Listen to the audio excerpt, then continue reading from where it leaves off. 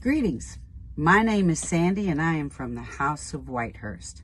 And this is how I roll. And it's the second half of my life because we Whitehursts live to be 100 years old. And so I have a lot of years and I'm going to travel the United States. And I decided that since the first half of my life involved a very important knife, and it's called a duct knife. This duct knife provided me an income for many, many years, not only while helping my husband in the field on Saturdays or working late during the week until in 1990 when we went into business. And I still had to work in the field to make money, but that's okay because there came a day when I got my new duct knife. And this duct knife said, "Hey, Sandy, you don't have to cut duck anymore."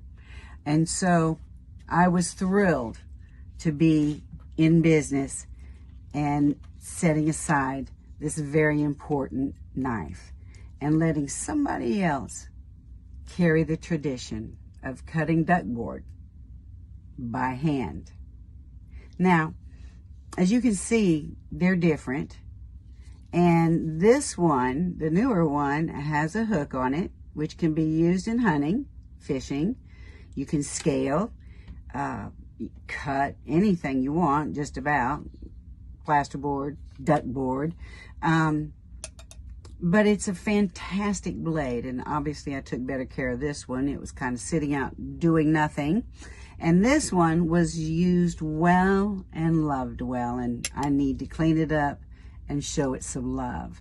Now, let me tell you why I got hooked on knives, and it is Forged in Fire. And if you haven't seen Forged in Fire, I recommend taking your time and watching Forged in Fire so that you can learn exactly how it is a knife is made and the different materials it's made out of and why it's made out of what it's made out of and why there are ridges and beveled edges and hooks and serrated edges and the different types. It is incredible what they teach you on Forged in Fire. And you get to watch different craftsmen do speed forging, which is pretty cool because it really shows them under pressure, and it has a lot of good times there. And of course, we can't forget about those hosting it. And we always want to hear, "It will kill."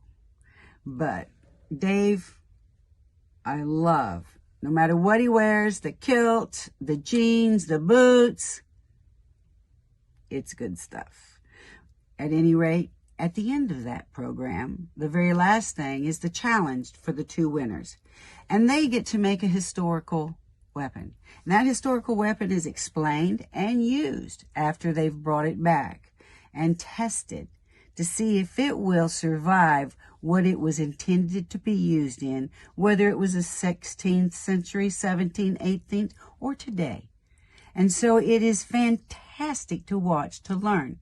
Well, now I want to go across the United States and I want to watch different craftsmen craft all the different knives and learn about knives for living. And I'd like to invite you to join me on this adventure of knives for living.